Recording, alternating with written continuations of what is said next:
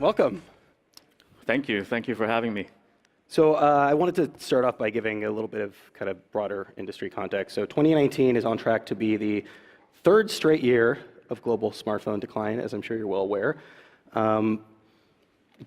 However, in stark contrast to that, between the years of, these are the latest numbers that I've seen, I'm sure yours are far more up to date, but between 2017 and 2018, OnePlus experienced a 209% growth. What are you doing right that other people aren't? I think we're just really focused on the product. We have a product that our consumers love, and actually we don't really look at market share numbers. Our PR team told me to tell everybody that we've grown 152% year on year, Q2 to Q2, but it's not something that we really look at because it's not something that we can really control for. We really believe in putting all our effort into creating the best possible product, and if the product is good enough, I think it's just a matter of time for growth to happen.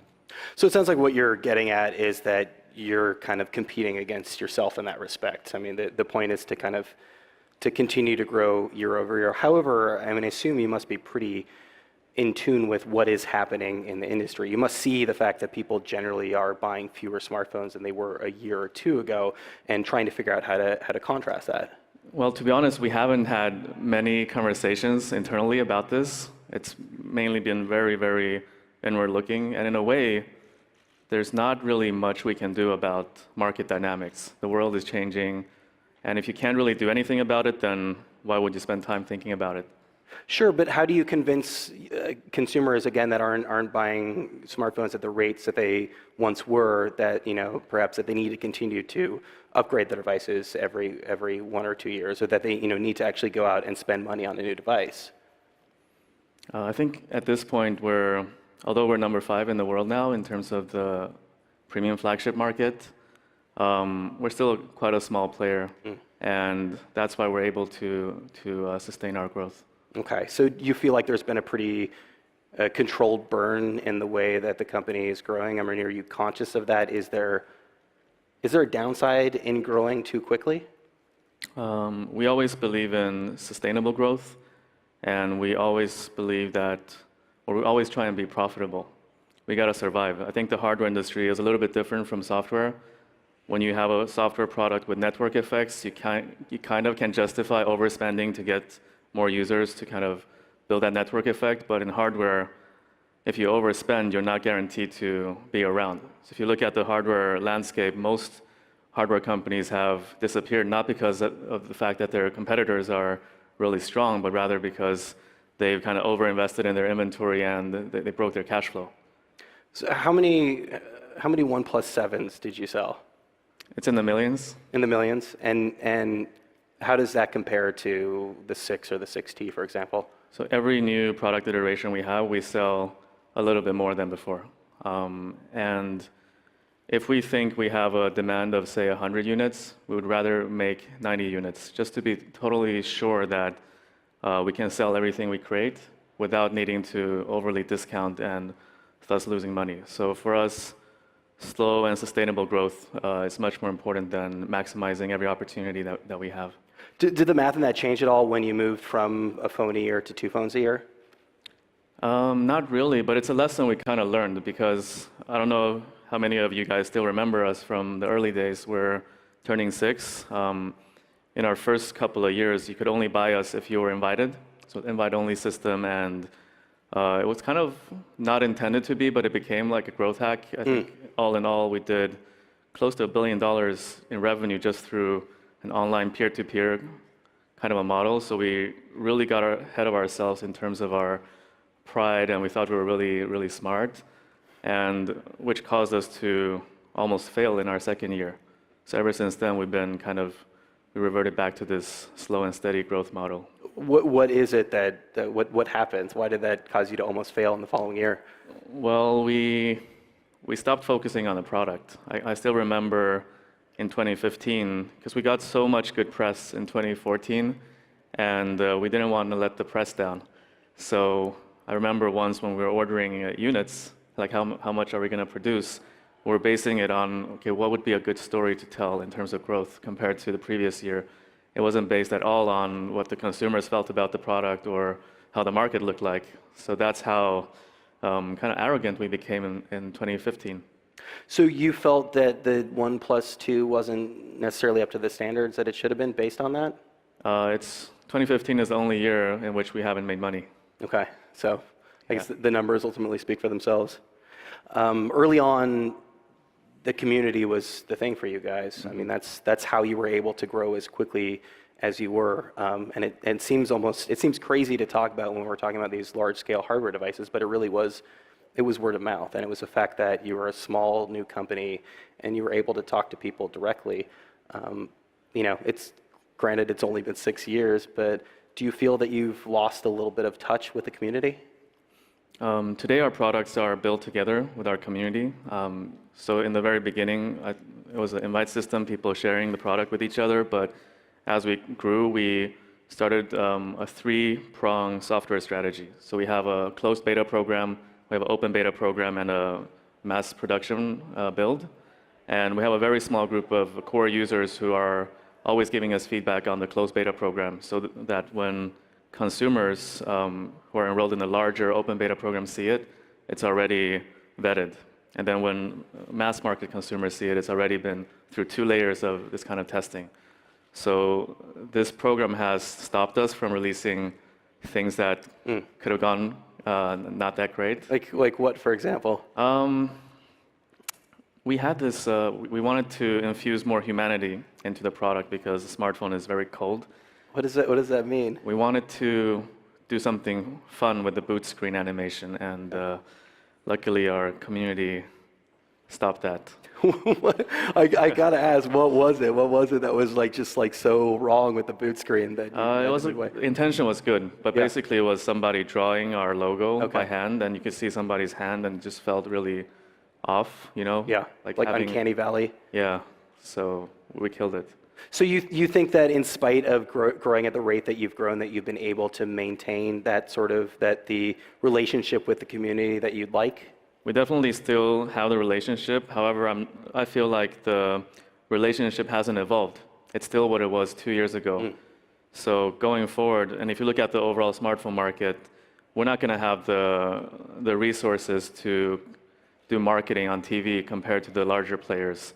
So we need to keep innovating the way in which we engage with the consumer.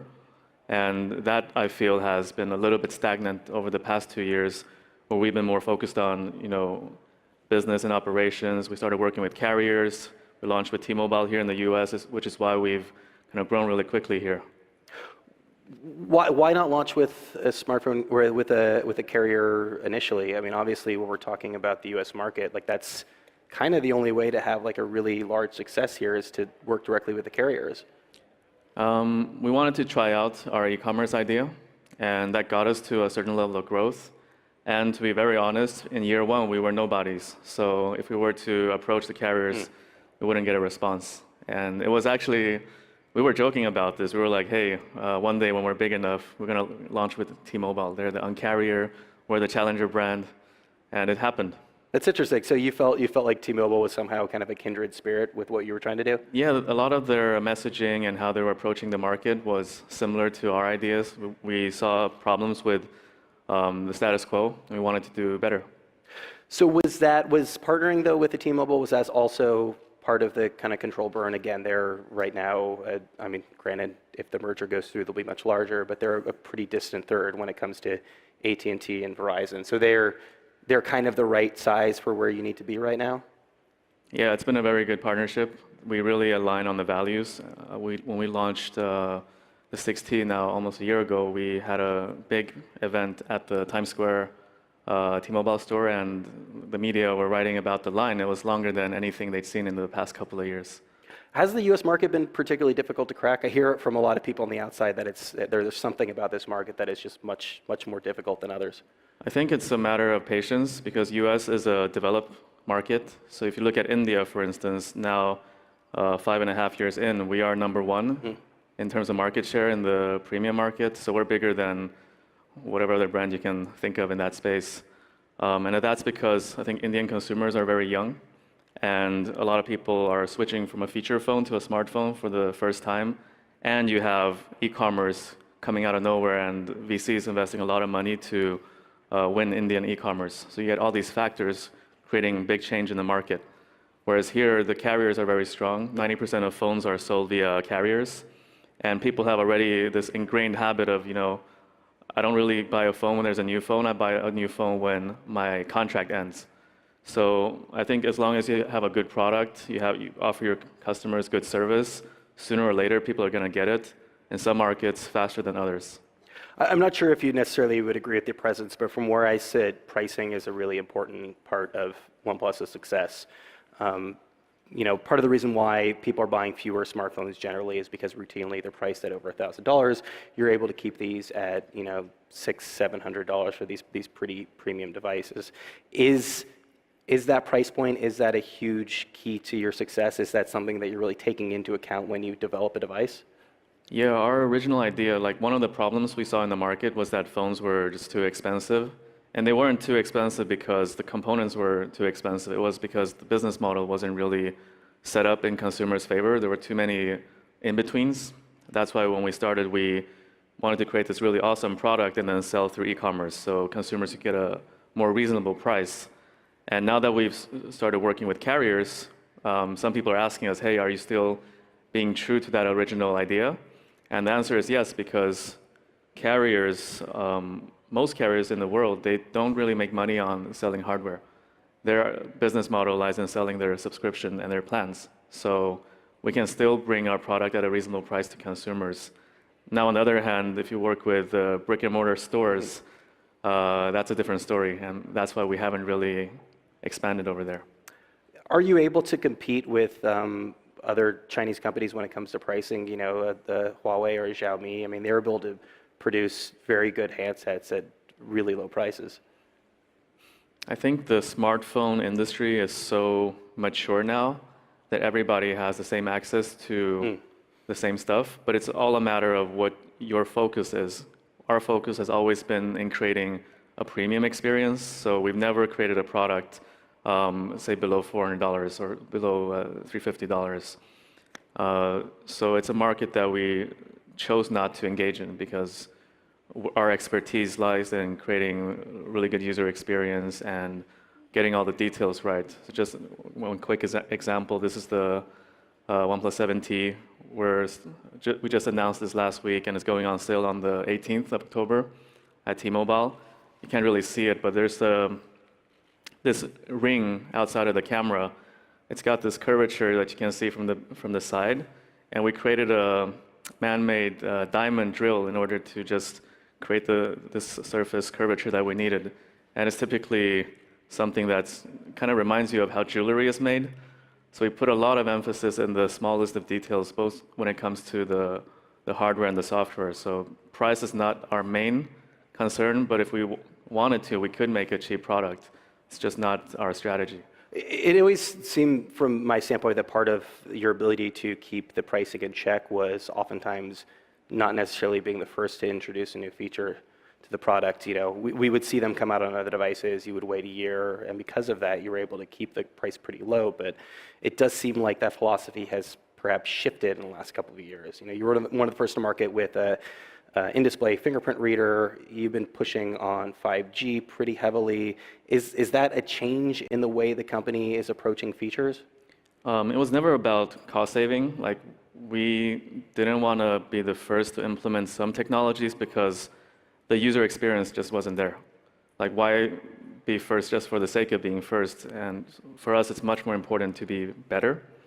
5G for us is a little bit of a different story because if you're a consumer, there's no real killer app for 5G yet. And the same thing happened when 4G came out. It took 2 or 3 years before app developers found new ways of leveraging more bandwidth and more speed. So we're going to see the same thing happen in 5G. The reason why 5G is so important to us is because of our users. We're probably the smartphone brand with the most tech enthusiastic users. If you walk around the software development departments here in Silicon Valley, you'll see a very high internal market share. So we know that these people are going to invent the applications for 5G. And we just wanted to be first to be able to empower them.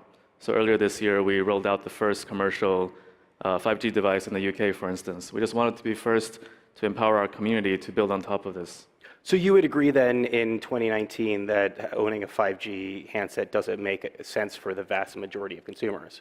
Unless you have a very long upgrade cycle and you want to be future-proof.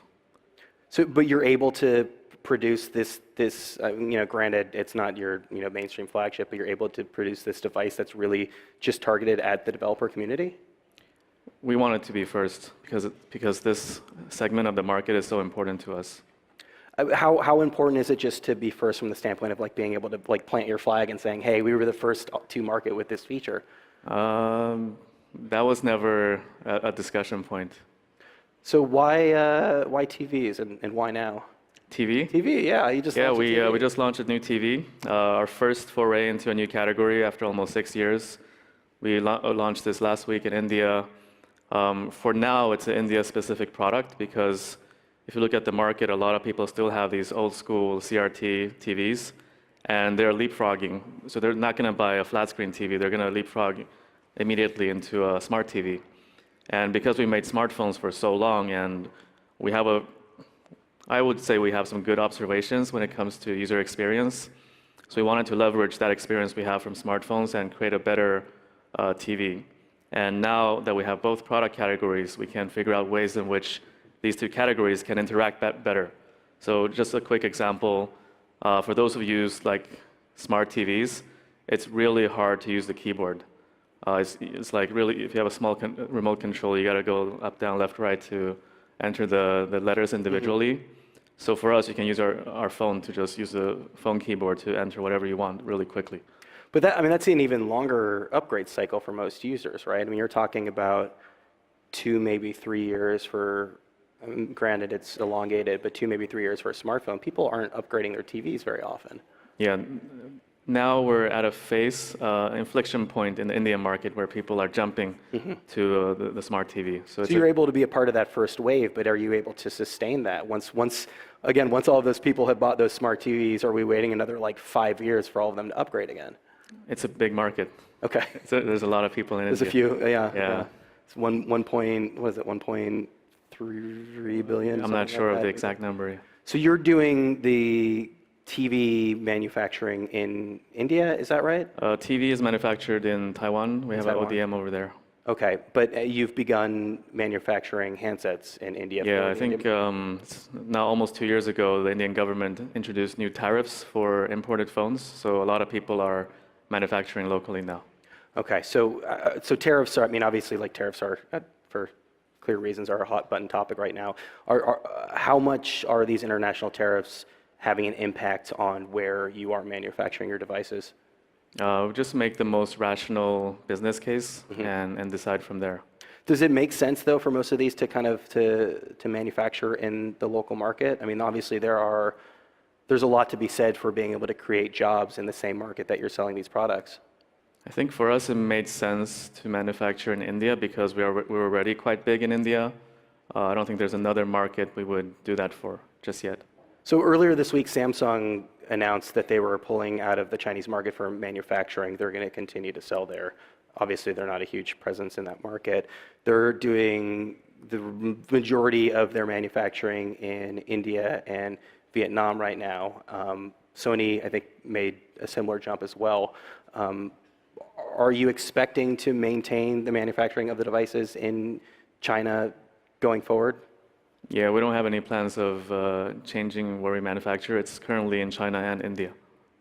Okay, so I actually also wanted to ask you a question about the changing approach the company has had to dealing with crises. There were a few early on, a lot of very kind of different ones you've accrued over the years. The most recent one being there was a large security breach with the site early last year. I think it was about 40,000 people. Can you talk a little bit about how your approach has changed to dealing with these wide-scale crises? I wouldn't say that our approach has changed. I just think we might have grown up over the last couple of years. When there's a problem, address it and keep the communication lines open. Tell people what you're doing about it, and once you solved it, see if you need to compensate your consumers. Is there an example in the past, as we're winding down now on time, of a instance where you didn't handle it the way perhaps you should have? I don't know. Do you remember Smash the Past? I do. Yeah. You want to explain that in 40 seconds and Okay, I'll how try. you correct it? So we only had 1,000 phones, and we only wanted to seed out 100 phones. We needed to find people who were really excited about our brand, so we had this program where you signed up to smash your current smartphone on video on YouTube to be able to be one of the first 100 to buy our phone. 140,000 people signed up, much more than we expected, and the media wrote a lot of articles, both positive and negative, about that. So you would have done that differently? It was another stage in our maturity. Okay. All right, Carl, thank you so much. Thank you. Thank you.